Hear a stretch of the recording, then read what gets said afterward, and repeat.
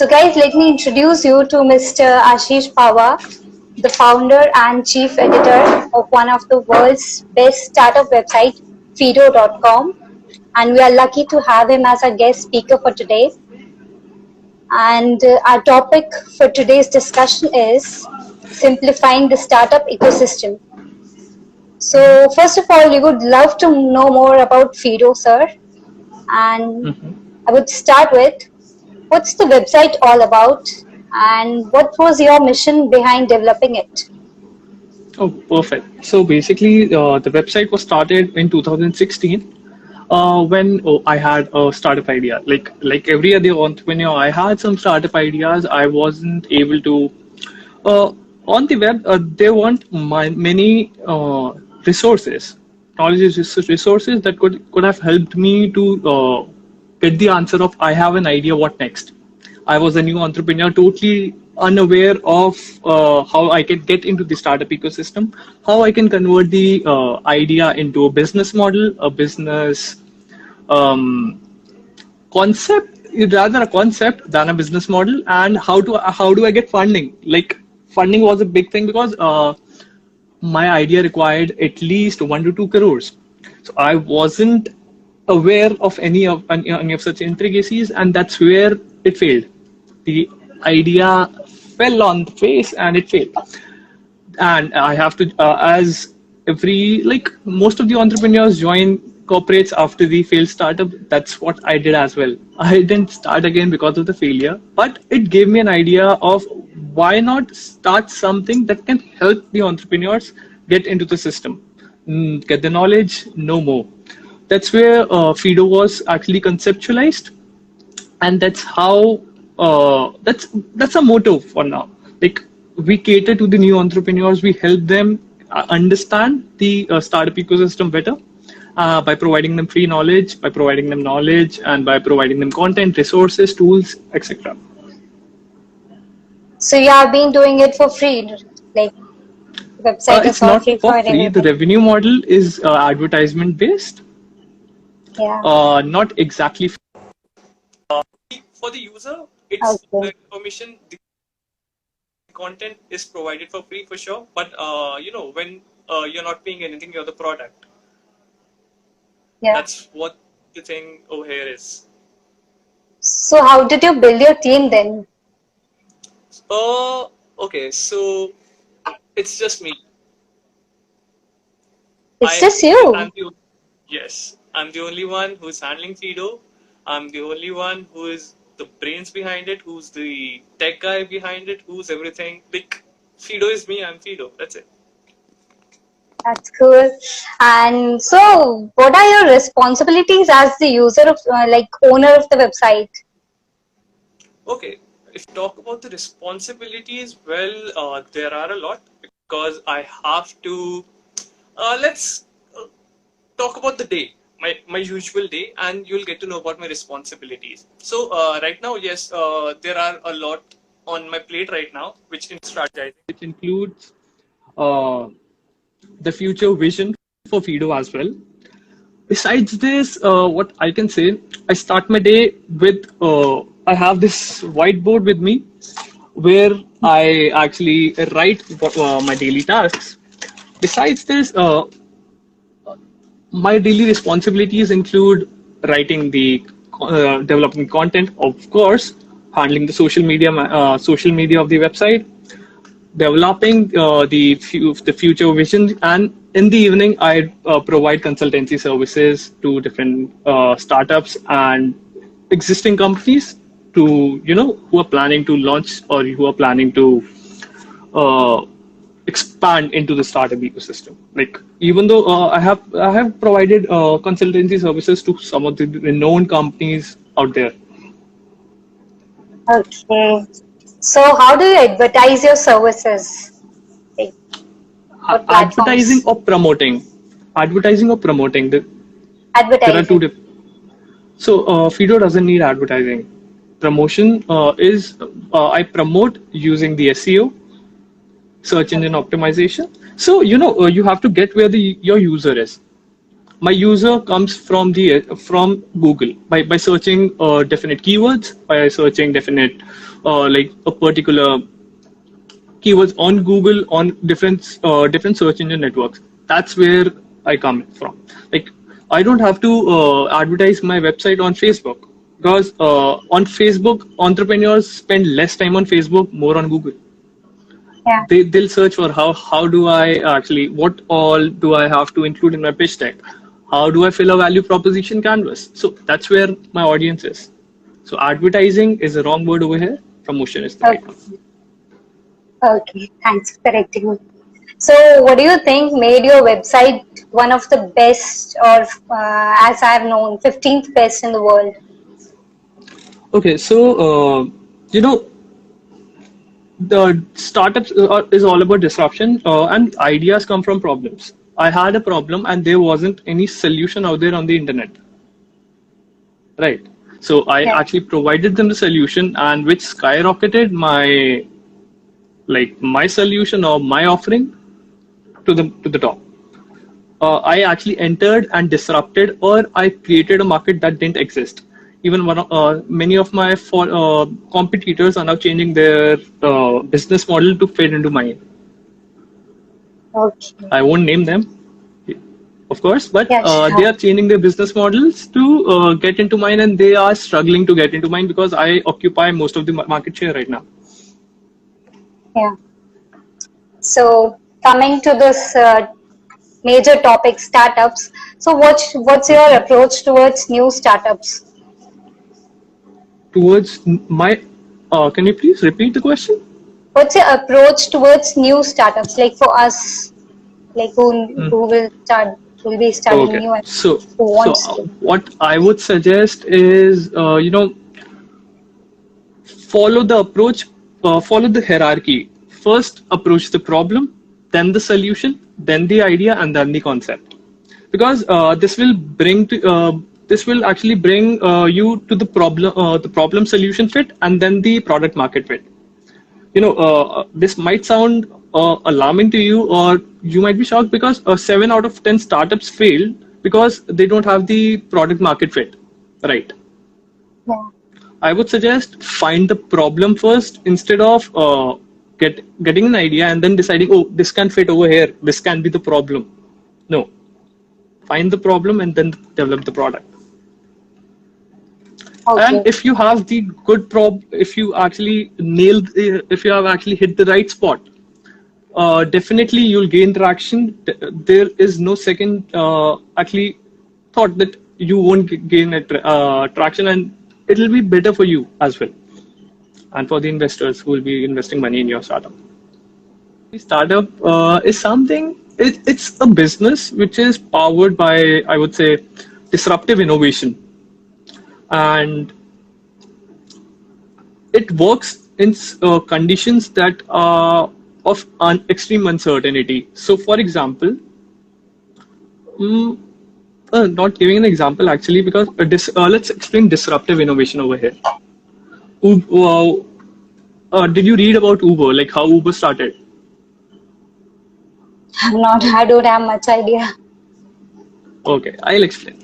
So, Uber was started because there was a repressed demand. Repressed demand is something which is like there is a demand for it, but there is no solution for it, but people don't know that there is a demand for it within them, and that comes out within our own communication messages, like what if there were this, what if there was this, what if I didn't have to actually wait in the takeaway line of McDonald's. What if I could actually order it from my home and go there and take my order from the outlet?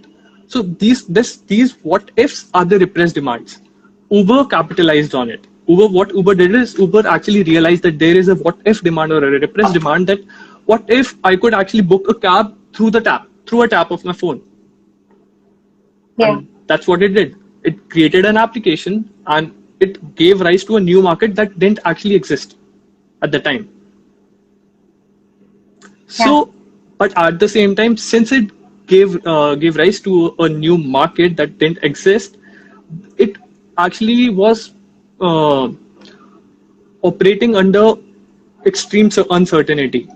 It could have it still is, because right now Uber is still a startup.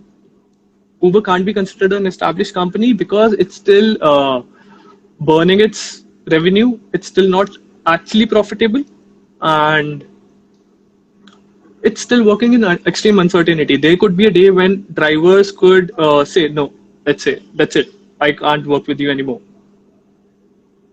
So that's what a startup is. It's So, how can one raise funding for their business? Or sorry, startup venture, I would say. raise funding. That's again a vast topic over here. How can you raise? So first of all, you need to understand what stage of a startup are you in. A startup can be actually, divided into early stage or premature stage. Premature stage, which could be called as seed stage. Pre-seed, seed, early, growth, and established company. So when you're on a pre-seed stage, it could be said that you just have an idea. Like, I want to start, just like if you see Fido's Instagram posts, you'll see we share ideas every day. So if let's talk about the latest idea that we have shared is what was it? Co-content spaces. No, co-content development spaces, or basically a space, a co-working spaces, a co-working space that helps the startups or content creators provide spaces to them and utilities and tools to them. For example, you are a YouTube creator. You'll come to my space, and I'll provide you with a space. For example, you are a food blogger. I'll provide you with a kitchen, with lightings, with cameras, and you can start, or you can actually shoot your video in my space. You'll be sharing the same space with other as well. So a co-content space, let's say a co-content space. Now this is a pre-seed stage right now. I just Yeah. have an I just have a mental construct in my mind, and I have to validate this hypothesis in the market. At this point, no one will fund me except my mother or my father or my friends. So we call them the three Fs: friends, family, and fools. Only a fool Okay. or someone who loves you a lot, or who actually, who believes in you, will fund at this stage of a startup. After this comes the seed stage, where you have validated the product. We'll talk about the validation afterwards, because that's a different aspect as well. You're validated. I have tested the MVP in the market. I know the concept will work wonders. Now what I know, what I want is to some money to actually buy or lease some space and add tools and promote it. Basically, my idea is validated, but I just want to start the business now. My business hasn't started yet. Just the idea is validated, and I found the problem solution fit. This is the seed stage, when it's just like a plant. You have sown the seed. So the plant hasn't grown yet, but you need money to actually buy the mud. You need money to actually buy water and to water it. So at this stage, you can either go for credit, line of credit through bank, personal loans, or again FFFs. Right here, there are some angel investors who can fund you during the seed stage, and you'll have to actually research more. What you have to do over here is you have to research. You have to actually get a good network. If I have a good network and I know a person who has invested in co-working spaces like WeWork before, or I can either I can actually go to WeWork and say and actually ask for money, that I have this concept, give me money, and I can be of use to you. That's it. So this is the seed stage angel investors. After seed stage comes the growth stage. Like, not exactly the growth stage, a stage when the business has started. Okay, are you getting me? Yeah. Yeah. Okay. Um, after so now my business has started, and I have started gaining traction. Some of the I have some customers. This is the stage you usually see people who do you watch Shark Tank? What? Sorry. Shark Tank. Do you watch Shark Tank? Yeah. Okay, so this is the stage the applicants of Shark Tank usually are. They have some traction, and then they come for the Yeah. let's say for the funding. So when you have traction, you have numbers, you know your KPIs, then you can go to angel investors who can invest in the startup, and who you can say that I have money, and you can give me I have some of the numbers, I need more money to grow. Yeah. Angel investors and venture capitalists come into this place.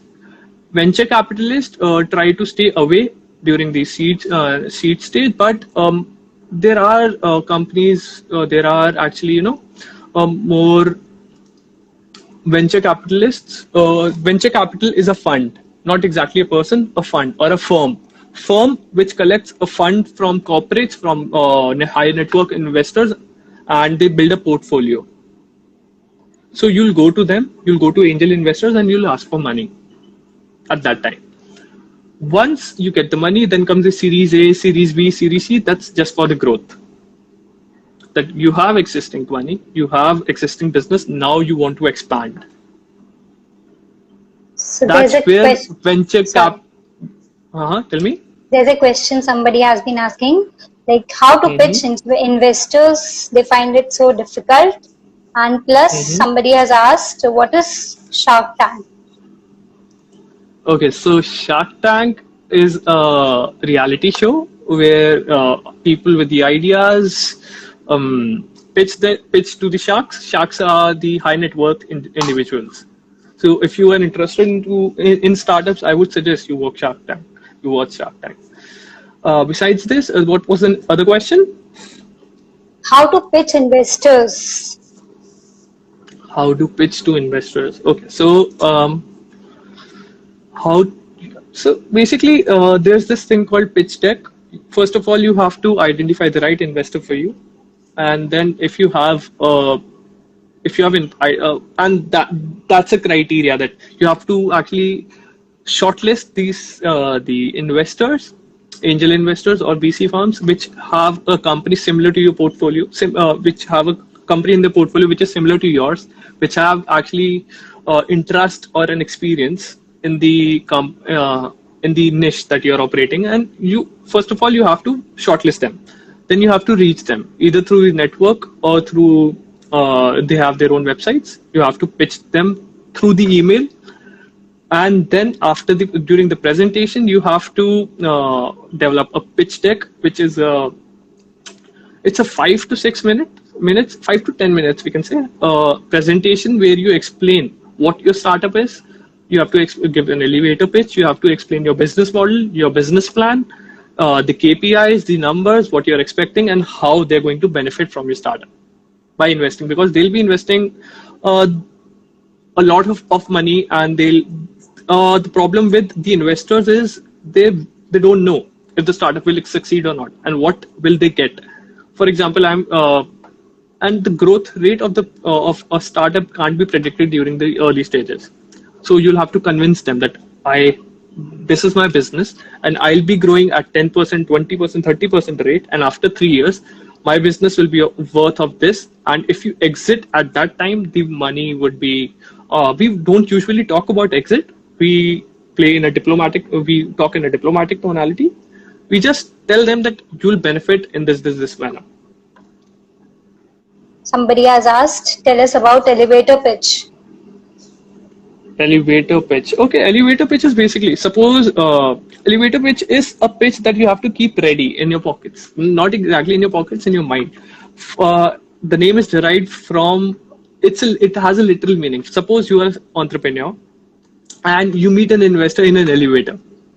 Yeah. In an elevator, you have maximum time of, let's say, 20 to 30 seconds to explain him what your startup is all about. So that's the pitch that people actually look for. So Okay. you have to develop an elevator pitch to introduce your startup to someone, what you do and how you do it. Yeah. So coming to entrepreneurship, I would come to that topic. Mm-hmm. So what was the key driving force to become an entrepreneur? Okay, so working with a corporate sucks. I never wanted to work with a corporate. I actually worked with a company, but you know, I wasn't satisfied working for them. So, because I was doing more than most of the people can do, but I wasn't paid well. I wasn't getting the recognition, and I wasn't using my brain to the fullest. That's what entrepreneurship helped me. Like I am getting the fame for myself. I'm getting money for myself. What exactly my efforts are directly correlated to the money I'm getting, to the fame I'm getting, to every success in my life is directly correlated to the work. Entrepreneurship doesn't has doesn't have there are no frills attached to entrepreneurship. What you do, what you sow is what you reap. Yeah. That's the best part of it. Because in the corporates, I have seen people like I'm doing more than I can, and yet I'm not getting recognition. Yet I'm not getting. They are not satisfied with what they're getting. Entrepreneurship is a totally different scenario, but not everyone is made to be an entrepreneur. That I can say. Yeah. So, what's your favorite aspect of being an entrepreneur, or I would say infopreneur, as you are? My favorite aspect of being an infopreneur is, um, as I said, I'm not responsible to anyone. I'm responsible for my own for my own tasks. And since you talked about being an infopreneur, I can take afternoon naps That's cool. since I work from home. That's cool. Like, because I've never heard like people who are working. I've never seen my dad Mhm. taking a nap in the afternoon, so I can kind of I can. connect to it.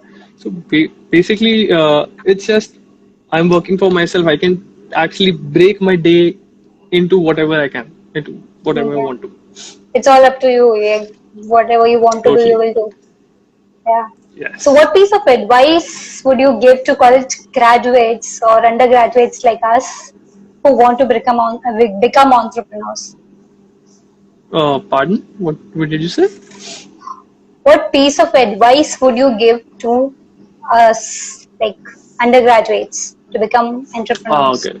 So, the only piece of advice I would give right now, before you actually zero on the idea or zero on the concept, I would suggest put your feet in different boats and actually test it. Like, what's the best thing for me? Because before starting up, just make sure that you'll be happy doing the same stuff after 10 years. Because starting up takes time. Like, if you're someone who gets bored often, starting up isn't for you. If you're someone who gets demotivated often, starting up isn't for you. Isn't Not at all. So I would Yeah. suggest be emotionally strong and be optimistic. If you're a pessimistic, things will go bad. If you think that things can go bad, they'll go bad. Yeah. But be realistic, but yet on an optimistic side. Every day I start my day by actually, every idea that you can see on the Fido's Instagram page has been a brainchild of mine. It's Yeah. I start my day by thinking of the problems that needs to be solved, and this kickstarts my day. Like, yes, I have found something.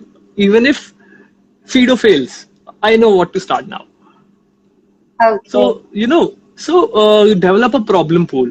It'll help you for sure. An entrepreneur isn't necessarily related to a startup. He or she is someone who takes the responsibility to convert an idea into innovation or a business, and who takes greater than normal financial risks. So basically what we talked about is, if I go and continue my father's business, textile business, I'll be an entrepreneur because I'll be taking more than financial risk by growing the business. Getting me? Yeah. Yeah. So, your question, coming to your question, what skills does it take? Is you have to be,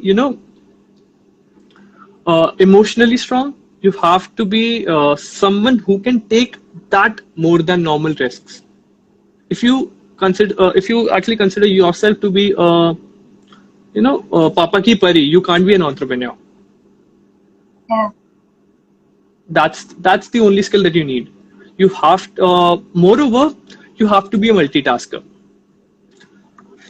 Now getting to the startup aspect of entrepreneurship. If you are an entrepreneur and you have started a startup, you'll lack resources at every step you take. Yeah. You'll have to do everything yourself. For example, you'll have to be a multitasker, and you should be always learning. For example, I've just started a course on After Effects just because I want to save that 5 to 10K per week in developing the videos. I'm an entrepreneur. I lack resources. That's one thing you have to do. So we have questions from the audience.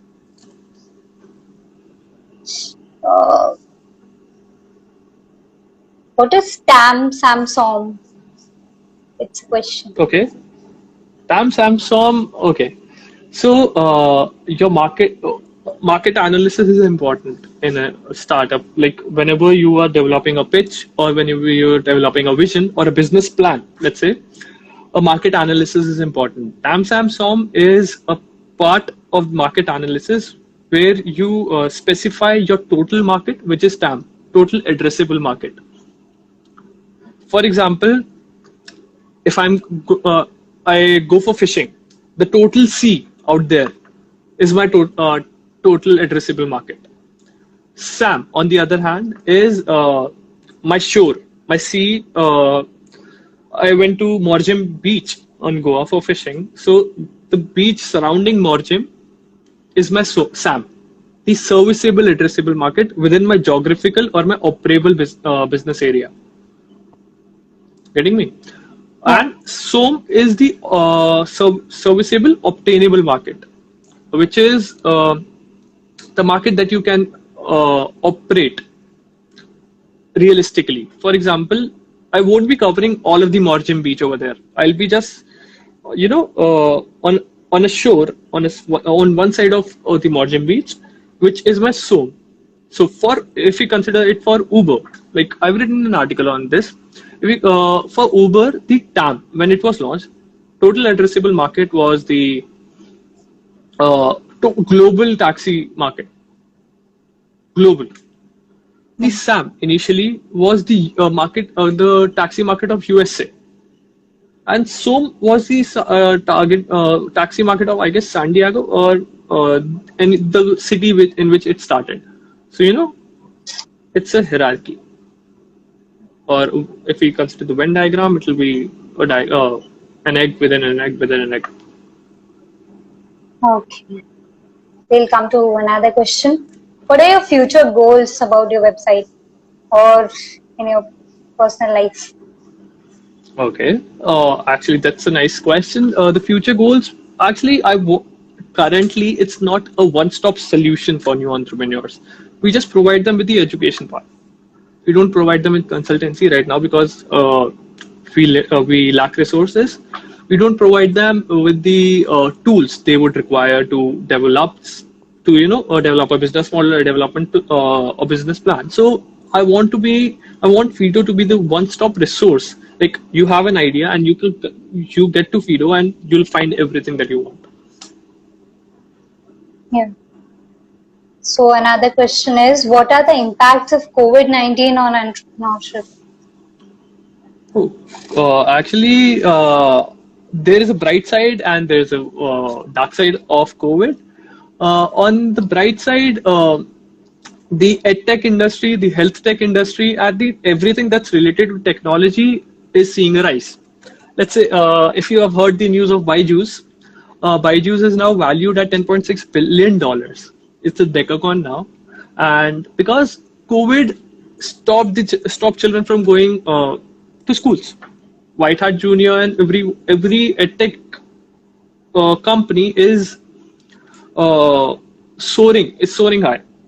On the dark side, many of the industries, for example, tourism industry. If you are an entrepreneur in a tourism industry, you have to wait.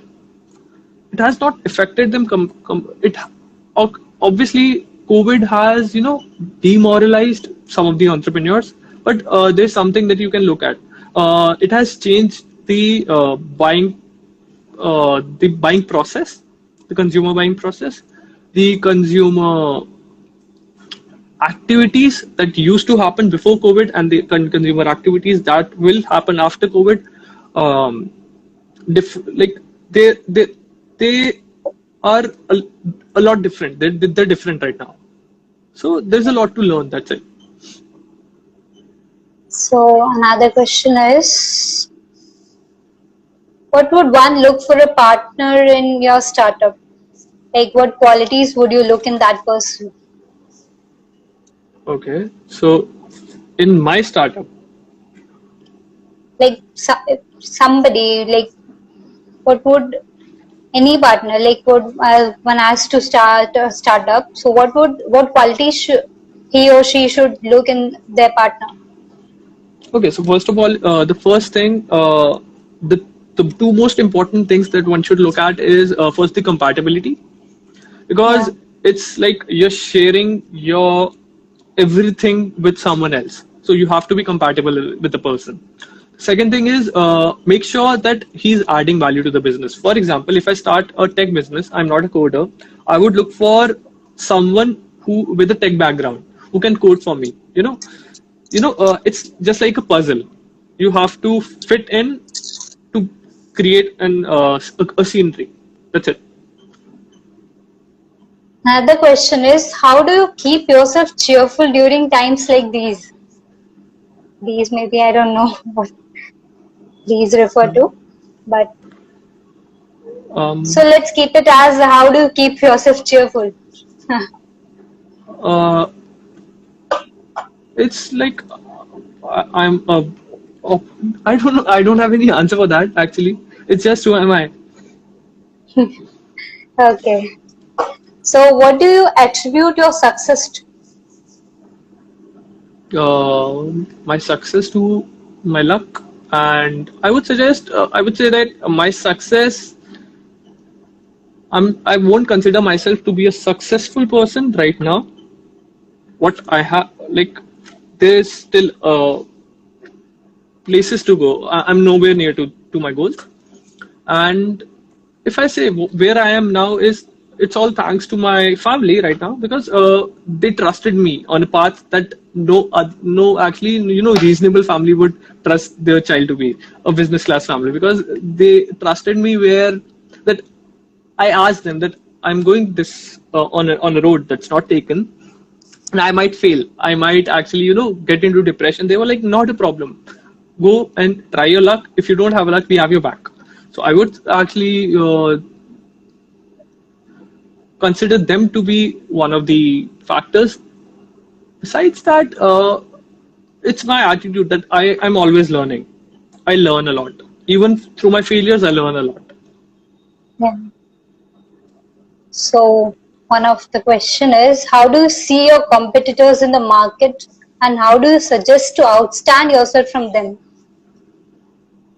So every player in the market has its own weakness. For example, one of the biggest competitor of Fido is a premium subscription website. So I outstand this premium subscription website by providing my content for free, the same quality or even better quality content for free. So just pinch them on their weakness and they'll shout. They'll Yeah. stand away from you. So personally, what business related book has inspired you the most? That's a good question.